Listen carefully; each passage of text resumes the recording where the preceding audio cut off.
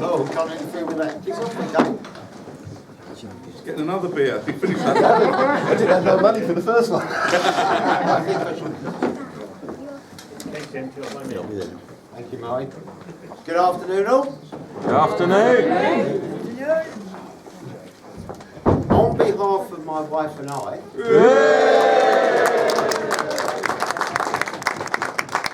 I must say, looks absolutely stunning. Here. And I love it more than anything in the world. Still not getting it, Nigel. And I'm finally proud to call her my wife. I would like to share a few words with you. As you all know, we've been together a long time now, and this day has been incredibly special for both of us. And we'd like to thank you all for sharing it with us. For you have all touched our lives in so many special ways over the years, and we appreciate you all. I would like to start with a few thank yous on behalf of my wife and I. And there are many people who have helped make our day a very special one, and to each and every one of them we offer a sincere thanks. And I would like to thank my stunning bridesmaids for looking so gorgeous today. Where are you all? Can you stand up, please?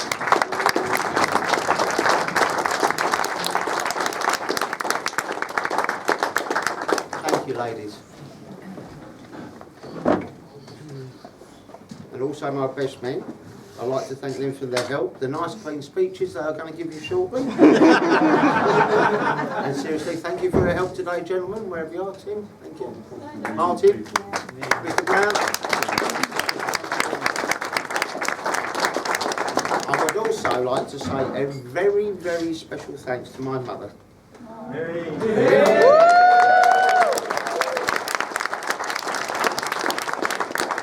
Been living long enough to see her favourite son, her only son, married today. And I'd like you to know, last week was her birthday and she's the grand age of 90 years old. And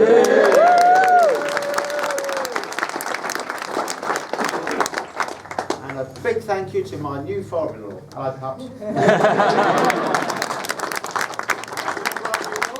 Come a long way, thank you, Michael. That's excellent cucumbers. Lost my place. No, big thank you, Peter. Oh, and a final thank you to a very old friend of mine, Jackie, for making such a splendid wedding. Yeah.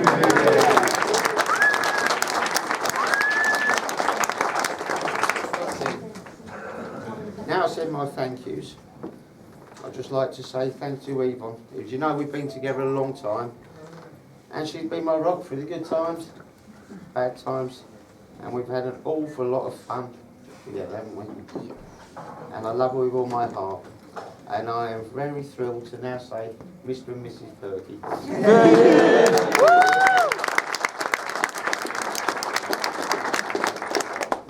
And I think she looks absolutely wonderful. And if you could all raise your glasses to Evie.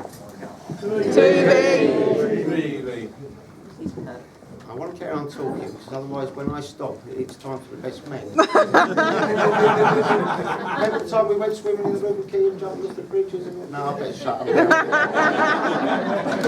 Over to my best men. Thank you. Thank you all.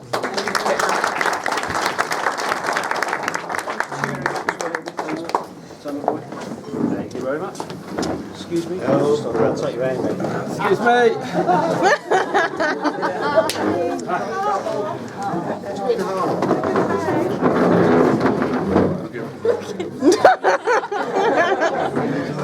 Yeah, don't worry. It's going to be a bank robbery. The bank robbery.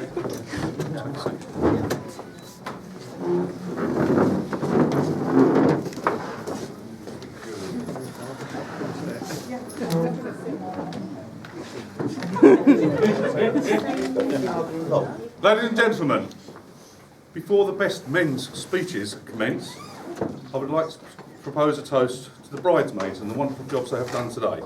Please raise your glasses for the bridesmaids. Bridesmaids.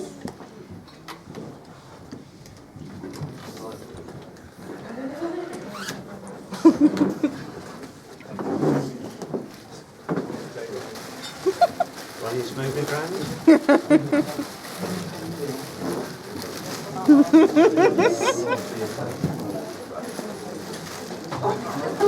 Oh, not forgetting this. Oh God, don't forget that.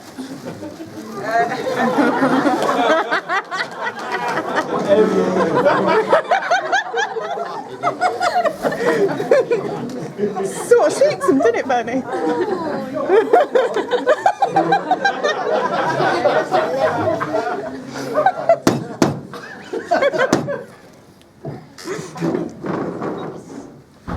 Ladies and gentlemen, we are gathered here today to bear witness to the marriage of John Kevin Perk.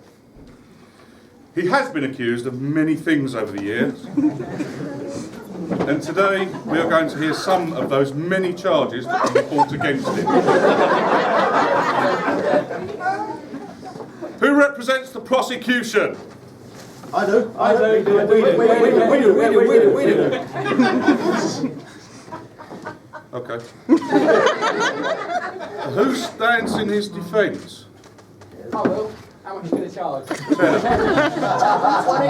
No, not 20. Do 15. I've got some money here. Hold on. Yeah. I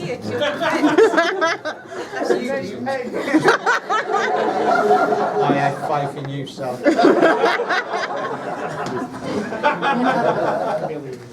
In order to avoid wasting the court's, that's me, time, we will hear the evidence of the prosecution. Thank you, my honour.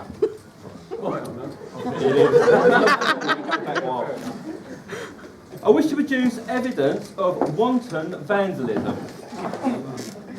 It goes back many years to a skiing trip that Mr. Perk took with his father.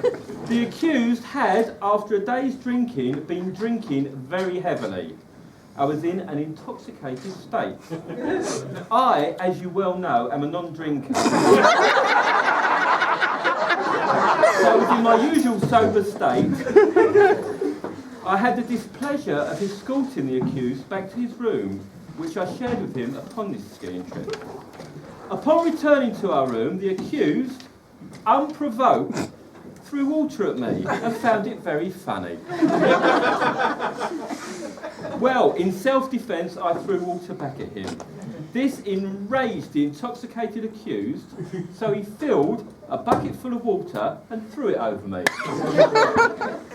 Well, me being the better man, in a sober state, thought best leave it there.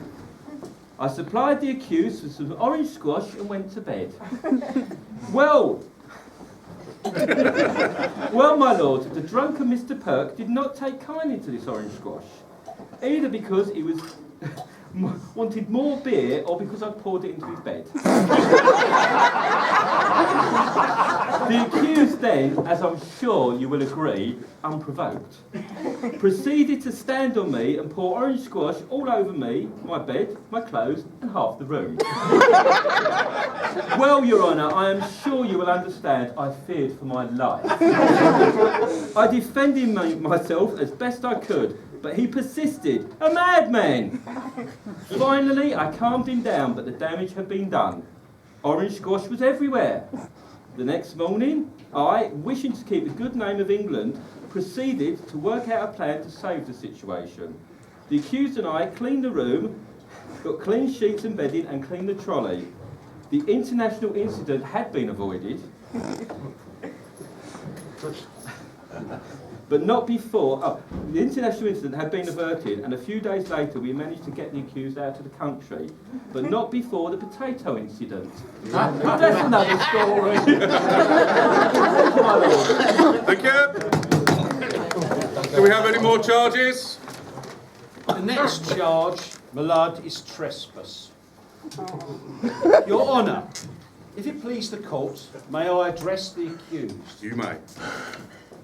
I put it to you that you did trespass on a wedding reception being held by a newlywed couple who were wholly and completely unknown to you. After you drank of the free alcohol and ate of the free vol-au-vents for at least an hour, you were forced to admit that the bride and groom were complete strangers to you, and you had no clue as to their identity.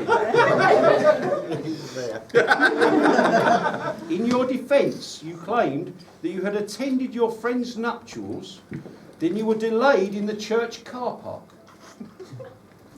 When you eventually extricated, that's a good, isn't it? Your vehicle from the parking facility, you joined the wedding procession of hooting cars, travelling from the church to the reception venue. You claimed subsequently that you did not realise it was a different wedding.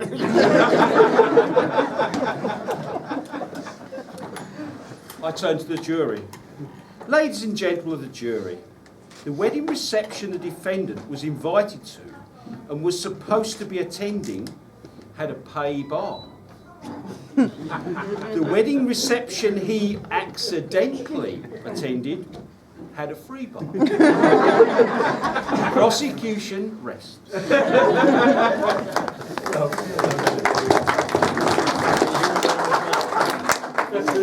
My lord, Please go ahead. ladies and gentlemen of the jury, members of the public gallery, we all know Mr. Berg here. You think you know Mr. Berg. You probably think of him as a kind, gregarious, happy, maybe even generous man. I'm going to tell you about a different side to Mr. Berg, a far more sinister side. This man is guilty of disorganised crime. I think it's fair to say that Mr. Perk has always been a disorganised criminal. Let's call him John, shall we? It is his wedding. And John's always been a disorganised criminal. But back in 1982, he hit the big time. It was back then that he had the job of booking a ferry for us at the TT. Yes, that one. the ferry left at 11 p.m. on a Friday night, he told us. So we all met around John's house after work. We didn't have much time, he told us. We better get a move on, he told us. So we did. We hammered up to Liverpool. At 10:30 we arrived. Plenty of time to get our ferry. Oh yes, plenty of time to get our ferry. The ferry didn't actually leave until 5 a.m. on Saturday morning. Now, who can remember 1982? Pubs, cafes, waiting rooms, everything shut at 11 o'clock. Nothing was open. All we could do was lay down in the street next to our bikes and try and get some sleep for the next 6 hours. 10 years later, oh God, you're over here. 10 years later, John and I made another trip to the TT. I was older, clearly no wiser, so I left it for John to do the organisation. Not my best decision. But I really thought that man maybe would change. So the night we were due to leave, my bike wouldn't start. It was an old Triton at the time. Now that's not John's fault. To be fair here, I'm not going to blame everything on him. But it took us till about midnight. We got the bike running, but by then it was too late. We was going to miss the ferry. So we slept the night, left in the morning. The next day, the ride up to Heysham was eventful. The night before, we changed all the ignition system. Now the clutch decided to play up. So it's slipping as we're going along, and then dragging when I was stationary. Which made the trip up to Heysham a nightmare for me. But we finally got there. We got to the front of the queue. John, in his best cheerful cockney, goes up to the guy and said, "Sorry, mate, we're a little bit too late." "A little bit too late," says the Sarky Scouser. "You're a little bit Heysham. You need to be a little bit Liverpool. That's where you'll find your ferry." He did put us on the ferry, but John's disorganised crimes made me nurse a sick bike 70 miles further than I needed to, because he can't tell the difference between Heysham and Liverpool. Anyway, we got there. Got to Douglas, we checked into the hotel, went up to our room. God, it was tiny. Tiny little double bed, wardrobe, there wasn't enough space to open the wardrobe door in front of the bed, and the sink overhung the end of the bed. Classic. 3 words then. Tiny double bed. A tiny double bed for me and John to share for the next week. Now, I can put up with waking up nose to nose to John in the morning. I could even put up with waking him up in the middle of the night and saying, John, this is Sid, not Evie. Please, put that hand somewhere more appropriate. But there's some things even I draw the line at. Because, like my learned friend, Mr. Paul Brown here, I too am strictly teetotal. Sure, it isn't. And every night, after a night out in the town, we get back to bed, a nice little tiny double bed together, try and get some sleep. And after about an hour or so, of course, nature takes its course, John needs a comfort break. Now, having the choice of going to the toilet, which was 3 floors away from where we were, or using the sink at the end of the bed, he would kneel on the end of the bed and every morning when I woke up, there were yellow splashes on my toothbrush.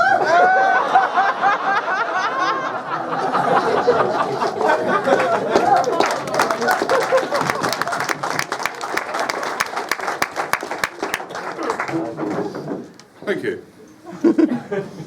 Well, every man has the right to defence. Therefore, this court calls upon Kean Jeffries, please stand, who will present his defence on behalf of the accused. Do you have anything to say that may mitigate all of these circumstances? 15 quid's not really enough. In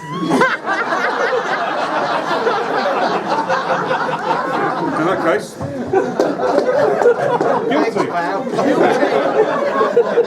By the power invested in this court, I hereby sentence Yvonne Bernadette Buxton Perk to the rest of your natural life married to this man.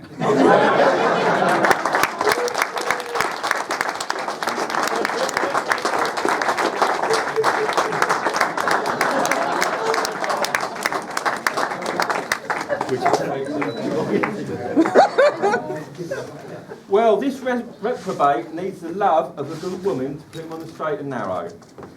She would have to be patient, she would have to have the patience of the saint, the looks to die for, the strength to keep him on the straight and narrow. Oh boy, has he landed on his feet. Yvonne and John were made for each other. John got together with Yvonne over 25 years ago, and they have been together ever since. Their love has grown over the years, and they have done much together. They love going away with their friends, well, we think they do, but also having away time, just the pair of them. We have spent many holidays and weekends away with them both, and it's easy to see why they were made for each other. John even has his own special call, which I'm sure many of you have heard. Yvonne! Yvonne normally replies with, Johnny! They started to live together in Dagenham, then they started looking for a house which what seemed forever finally moved to Bures. It's what they both needed. The house they worked on weekends when they were not away, and they've turned the house into a home, their home.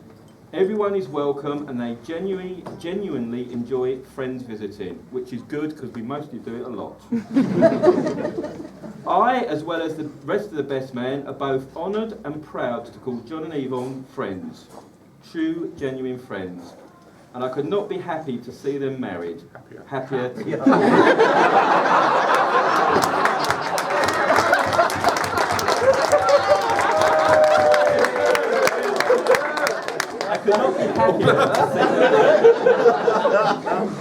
I believe we love them almost as much as they love each other. So all that's left me to say is, would you please join me in toast to the bride and groom. The bride and groom. Bride and groom. Now Mark Herbert would like to say a few words. John asked me to say a few words because, as you notice, he's got quite a lot of best men, so he's just asked me to step in at the end and say. And unlike all the lads over there, I'm not teetotal. So I think I can speak for everyone here and say to everyone that John and Evie are part of all of our families. Really, they mean the world to all of us. I think we mean the world to them, which is fortunate for me, for being asleep in his toilet, his hallway, his garden. In fact, the only time John's ever used his special child lock on his bathroom door is because I was asleep in there and he was worried about me. Aside from that, I mean, I did have a little speech, but to be honest, I left it in Wales, so that's not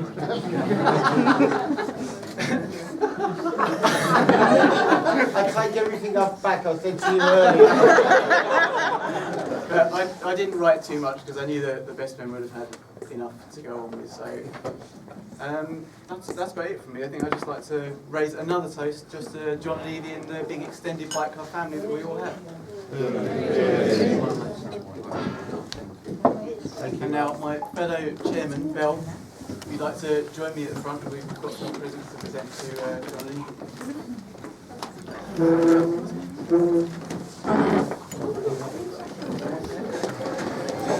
That was bigger than Ned. No, not so much.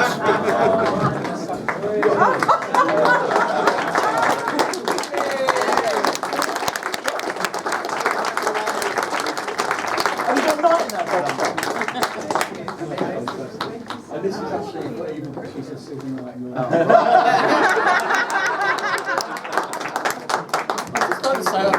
Mark just touched on that. We've got a big extended motorcycle family, and we've known each other for a hell of a long time. I think 33 years ago, the Elephants went one way and the Silver Knights were started, and we was all in different areas. And Mark wasn't even around then. His mum and dad were part of the Imperial Elephants Club, so that shows how long we've been friends. I've actually bumped into Sid, who's one of the best men, and Rekka on the back of a GS1000 down the bike club, down the Burger Bar in Rayleigh. Yeah. And a few weeks later, we found him driving around, who actually just pulled into our bike club by pure mistake. He was lost, I remember. Yeah, looking for the East of Essex. The East of Essex, and that was 31 years ago, a hell of a long time ago. My God. And from there on, we said, right, we'll come back and visit you. And being the fuckwits we are, we were looking for a pub called the Pink Rabbits or something like that. We were driving round and round London for ages and couldn't find him. We happened to just find him in pub, and he was upstairs at the time. And we bumped in and found these guys. And the Silver Knights and the Imperial Elephants have been good friends ever since, to be honest. Very good friends. And Yvonne has been, as you know, a Silver Knight and with the Elephants for a long time. But originally she was a Silver Knight. Perky's been with the Elephants since forever. So over 32 or 33 years, about fucking time we got married.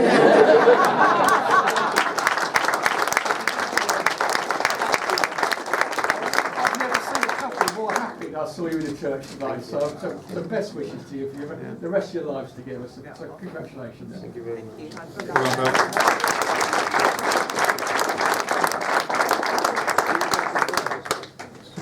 Can we use the red folder material? Yeah? Not yet.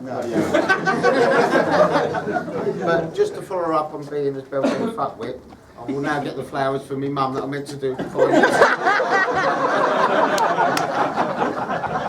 Just talk amongst yourself, Paul's getting them all right. Price of bread, eh? Mother darling, for you, my love, we'd like to give you these. Oh, Big Paul would like to give you these. So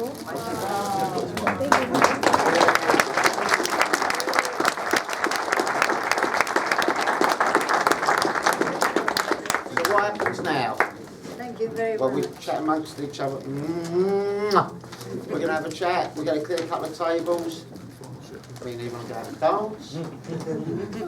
Me and Evie and the Gwemballs are going to have a dance. And then everybody's going to have a dance, hopefully. Okay. Cake. Oh, there's cake to cut as well. There's a cake. There's a cake coming in. Dylan, would you get cake? And we'll come back in. Thank you very much again, everyone.